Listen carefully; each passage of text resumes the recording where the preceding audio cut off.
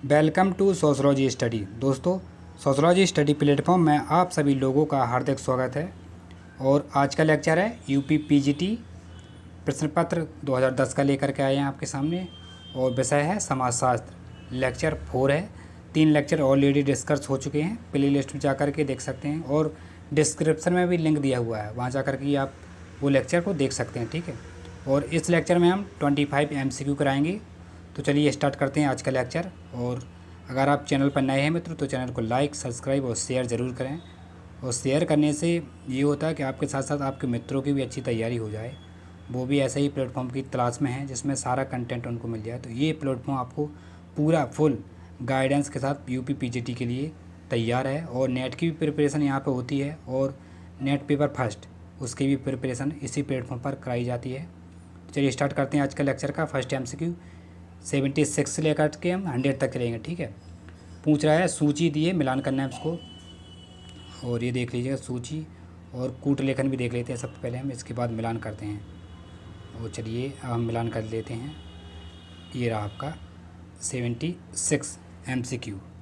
और मिलान की बात करें तो सबसे पहले देखेंगे हम आत्मदर्पण का सिद्धांत। ये किसने दिया था? आपका कूले साहब ने दिया था। ठीक है। मैं और मुझे का सिद्धांत ये आपका मीड़े ने दिया था। और इद, अहम और पराअहम ये आपका फ्रायड का है। ठीक है। सी का आपका 4 जाएगा। और अभौतिक संस्कृति किसकी है? ये सभी लोग जानते हैं, ऑगबर्न की। ठीक है। तो इसके हिसाब से इसका राइट आंसर हो जाएगा बी, करेक्ट आंसर है। ये देख लीजिए। और नेक्स्ट क्वेश्चन, प्रश्न नंबर ये रहा 77। पूछ रहा है सामाजिक समूह यानी कि सोशल ग्रुप किस आधारों पर निर्मित होता है? किन आधारों पर निर्मित होता है? ए, 2 या 2 से अधिक सदस्यों के बीच अंतर्संबंध। बी, लोगों की आपसी संबंधों की चेतना। सी, 2 या 2 से अधिक व्यक्तियों का संग्रह होना। और डी, 1 और 2 दोनों सही। तो इसका राइट आंसर हो जाएगा आपका ए और बी, ये दोनों राइट आंसर है। ठीक है। और ये रहा आपका, देख लीजिएगा। और नेक्स्ट प्रश्न 78 पूछा सामाजिक उद्विकास की अवधारणा का प्रतिपादन सर्वप्रथम किसने किया था? ए, अगस्त कॉम्ट ने। बी, इमाइल दुर्खीम ने। सी, हर्बर्ट स्पेंसर ने। डी आपका लेस्टर सी बॉर्ड ने। किसने किया था? 78 का राइट आंसर बताएं क्या है, क्या हो जाएगा 78 का आंसर? बिल्कुल सही बताया आपने। इसका राइट आंसर हो जाएगा सी, हर्बर्ट स्पेंसर साहब ने कहा था। और इन्होंने उद्विकास का सिद्धांत जड़, चेतना एवं सामाजिक व्यवस्थाओं के सभी पक्षों पर लागू किया था स्पेंसर साहब ने। और नेक्स्ट प्रश्न आपके सामने 79 पूछ रहा है एक बच्चे का विद्यालय से खिसक जाना क्या कहलाता है? आप एक अगर विद्यार्थी है वह बाल स्कूल से खिसक जाता है उसको क्या कहलाता है? ए, किशोर अपराध। बी, अनुपस्थितता। सी, पलायनशीलता। और डी, आवारागर्दी। और क्या आंसर हो जाएगा? 79 का आंसर हो जाएगा सी, पलायनशीलता कहलाएगा। हर्ट्ज़कोवर्स ने अपराध के बाल अपराध के जो 6 आयाम बताए थे। पहला है असाध्यता, जैसे घर से देर से आना है यानी कि। ठीक है। और दूसरा दिया है भगोड़ापन, पलायनशीलता, घर या स्कूल से भागना। सी, चोरी, छोटी चोरी से लेकर सशस्त्र लूटमार तक। और 4 में है संपत्ति का ध्वस्त यानी कि जिसमें सर्वाधिक व निजी दोनों संपत्ति सम्मिलित होती है। 5 में हिंसा शास्त्रों का प्रयोग समाज के विरुद्ध करना। और 6 में यौन अपराध, समलैंगिकता, कामोन्मुखता से लेकर बलात्कार तक।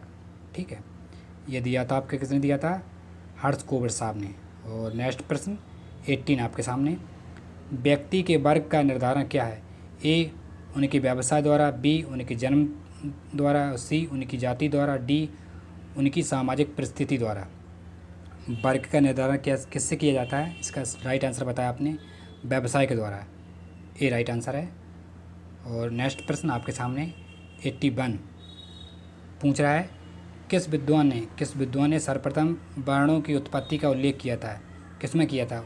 यजुर्वेद में, सामवेद में, ऋग्वेद में, अथर्ववेद में? कौन से वेद में मिलता है सर्वप्रथम उल्लेख? बिल्कुल सही आंसर आपने दिया है। इसका राइट आंसर है सी, ऋग्वेद में हमें वर्णन मिलता है। और इसमें सर्वप्रथम 3500 काल 3500 ईसा पूर्व माना जाता है। वर्ण का अर्थ मुख्यतः गुण या कर्म से लगाया जाता है, जिसमें व्यक्ति समान गुण या कर्म के होते हैं। और नेक्स्ट क्वेश्चन प्रश्न नंबर 82 आपके सामने, पूछ रहा है परिवार का तात्पर्य क्या है? समान गोत्र से, बी जनजातियों की में श्रेष्ठ, सी वर चयन की प्रक्रिया, डी समान पूर्वज एवं समान ऋषियों के नामों का उच्चारण करने वाला। 82 का आंसर बताएं क्या है, और बिल्कुल राइट आंसर बताया आपने। इसका राइट आंसर हो जाएगा आपका 82 का डी, समान पूर्वज एवं समान ऋषियों के नाम पर उच्चारण करने वाला।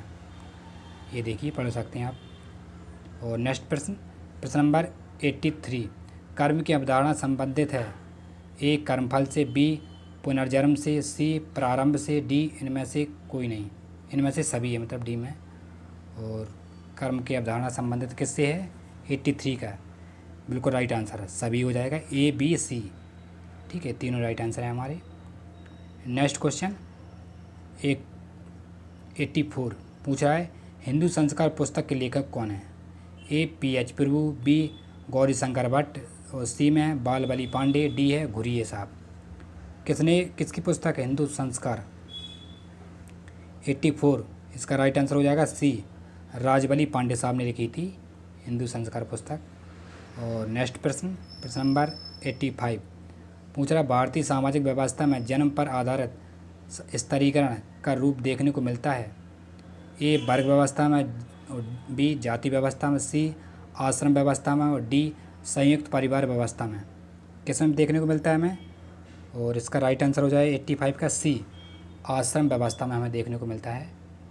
नेक्स्ट क्वेश्चन स्क्रीन पर आपके सामने 86 पूछ रहा है, हिंदू आश्रम व्यवस्था का मुख्य उद्देश्य क्या था?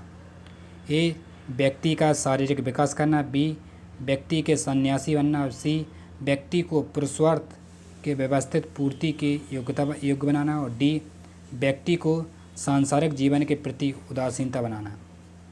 86 का आंसर बताएं क्या है, और इसका राइट आंसर हो जाएगा आपका बिल्कुल सी, सही बताया आपने, सी राइट आंसर है, व्यक्ति को पुरुषार्थ के उपस्थित पूर्ति के योग्य बनाना।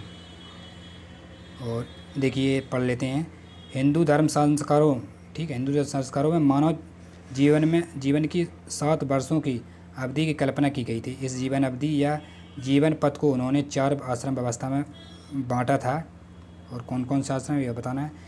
और डॉक्टर पी एच प्रभु ने पुरुषार्थों को आश्रम व्यवस्था न मानकर नैतिक आधार कहा था।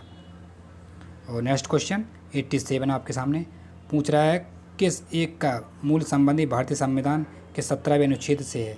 ए पिछड़े वर्गों का प्रतिनिधित्व, बी अस्पृश्यता का उन्मूलन, और सी अनुसूचित जातियों का राजनीतिक प्रतिनिधित्व, डी समान रूप से अभिव्यक्ति की स्वतंत्रता।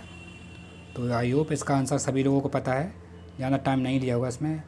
बिल्कुल राइट आंसर बताया आपने, बी अस्पृश्यता का उन्मूलन। ठीक है, छुआछूत। और इसका निवारण संसद में 1955 में अस्पृश्यता निवारण अधिनियम पारित किया था, जिसका नाम 1976 में बदलकर नागरिक अधिकार अधिनियम हो गया था। क्वेश्चन नंबर 88 आपके सामने पूछ रहा है, भारतीय संविधान का कौन सा अनुच्छेद राष्ट्रपति को सामाजिक और शैक्षणिक रूप से पिछड़े वर्गों का पता लगाने के लिए एक आयोग को नियुक्त करता है? उस अधिकार कौन से आर्टिकल में आता है?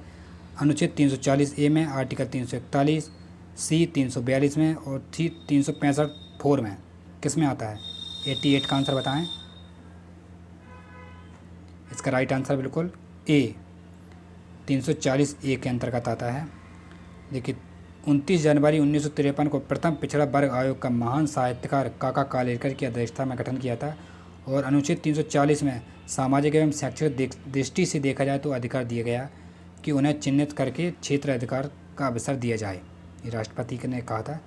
और नेक्स्ट प्रश्न 89, भारत में बाल विवाह निरोधक अधिनियम सबसे पहले पारित हुआ था किस डेट में? सन 1917 में, सन 1929 में, सन 1936 में, कि सन 1942 में? कब पारित हुआ बाल विवाह निरोधक अधिनियम? 89 का आंसर बताएं, और इसका राइट आंसर बताया आपने, 1929 में पारित हुआ था। देखिए किसने किया था? हरिविलास शारदा 1867 से 1995 के अथम प्रयासों के फलस्वरूप तत्कालीन ब्रिटिश सरकार द्वारा 1929 में बाल विवाह निरोधक कानून लगाया था, और यह अप्रैल 1930 में लागू हुआ था, जो शारदा एक्ट के नाम से जाना जाता है। नेक्स्ट क्वेश्चन, कौन सी दशा व्यक्तिगत विघटन का कारण है? राजनीतिक अस्थिरता, बेरोजगारी, महंगी शिक्षा प्रणाली और तापक्रम में वृद्धि। कौन सा आंसर सही है? 19 का आंसर बताएं। इसका राइट आंसर हो जाएगा बेरोजगारी, राइट आंसर है। शिक्षा का व्यवस्था का दोषपूर्ण आचरित होने के कारण कभी कभी होता है। और प्रश्न नंबर 91 आपके सामने पूछा है, जन्मजात अपराधी का सिद्धांत किस विद्वान से प्रस्तुत है? जो जन्मजात अपराधी होते हैं वह किसने कहा था? ए सदरलैंड ने, बी डार्विन ने, और सी लेफ्ट ने, और डी आपका लोम्ब्रोस ने। किसने कहा था कि अपराधी जन्मजात होते हैं? 91 का राइट आंसर है बिल्कुल डी, लोम्ब्रोस ने कहा था अपराधी जन्मजात होते हैं। और नेक्स्ट क्वेश्चन 92, भारत में अधिकांश राज्य में किस आयु के लड़कों द्वारा किए जाने वाले सामान्यतः अपराध को बाल अपराध माना जाता है? ए 5 वर्ष से 15 वर्ष तक, और बी है 6 वर्ष से 18 वर्ष तक, और सी 7 वर्ष से 16 वर्ष, और डी 10 वर्ष से 21 वर्ष तक। 92 का आंसर बताएं क्या है? और इसका राइट आंसर हो जाएगा सी, 7 वर्ष से लेकर के 16 वर्ष तक के हम भारत में अधिकांश राज्यों में किन आयु के लड़कों को द्वारा माना जाता है सामान्य बाल अपराध? ये आपका 7 से 16 वर्ष तक। ठीक है, और नेक्स्ट प्रश्न पर चलते हैं, 93 पर देखते हैं। कहता है, भारत में बागबान की समस्या में निम्नलिखित में से समाज के किस वर्ग को सबसे अधिक प्रतिकूल रूप में प्रभावित किया गया है? ए धनी वर्ग, बी पर्यटन वर्ग, और सी मेहनतकश वर्ग जो मेहनत करते हैं, और डी विद्यार्थी वर्ग। 93 का आंसर बताएं। उसका राइट आंसर हो जाएगा जो लोग मेहनत करते हैं उस वर्ग को माना गया है। बागबान की समस्या का निम्नलिखित समाज में समाज के किस वर्ग को सबसे ज़्यादा प्रतिकूल रूप में प्रभावित किया है? मेहनत वर्ग। मद्यपान वह स्थिति होती है जिसमें एक व्यक्ति मद पीने का आदी हो जाता है, यानी कि शराब पीता है, वह शराब सेवन के बिना रह नहीं सकता। परिणामस्वरूप समाज में अनेक असमानताएं उत्पन्न हो जाती हैं और व्यक्ति का पतन हो जाता है। ठीक है, तो शराब बुरी चीज़ है। नेक्स्ट प्रश्न नंबर 94 आपके सामने पूछा, धार्मिक विश्वासों के आधार पर जिन प्रथा के रूप में वैश्यवृद्धि को प्रोत्साहित किया उसे कहा जाता है? ए रखेल परंपरा, बी देवागत परंपरा, सी देवदासी परंपरा, डी नियोग परंपरा। 94 का आंसर बताएं। इसका राइट आंसर है सी, देवदासी परंपरा कहा जाता है। इसको प्राचीन काल में ये मंदिरों में देखते थे, लड़कियां मंदिर में जो गायक नृत्य करती थीं, और देवदासी परंपरा बनाने वाली लड़कियों का विवाह किसी साधु के साथ औपचारिक रूप से करा दिया जाता था, जिसमें मंदिरों में संबंधित साधु संत इन देवदासियों का उपभोग करते थे। ठीक है, नेक्स्ट प्रश्न आपके सामने 95, भारत में परिवहन नियोजन कार्यक्रम कब आरंभ हुआ था? 1950 में, 1952 में, 1954 में, 1997 कब हुआ था भारत में परिवहन नियोजन कार्यक्रम आरंभ? 95 का आंसर बताएं। और इसका राइट आंसर है बी, 1952 में लागू हुआ था। और नेक्स्ट प्रश्न आपके सामने 96 पूछा, निम्नलिखित में से सरकार द्वारा किए जाने वाला कौन सा प्रयत्न समाज कल्याण से संबंधित है? ए बड़े बड़े बाग और फलों का निर्माण, बी राष्ट्रीय आय में वृद्धि, सी विस्थापियों के लिए आवासीय की सुविधा, डी बैंकों का राष्ट्रीयकरण। 96 का आंसर बताएं क्या है?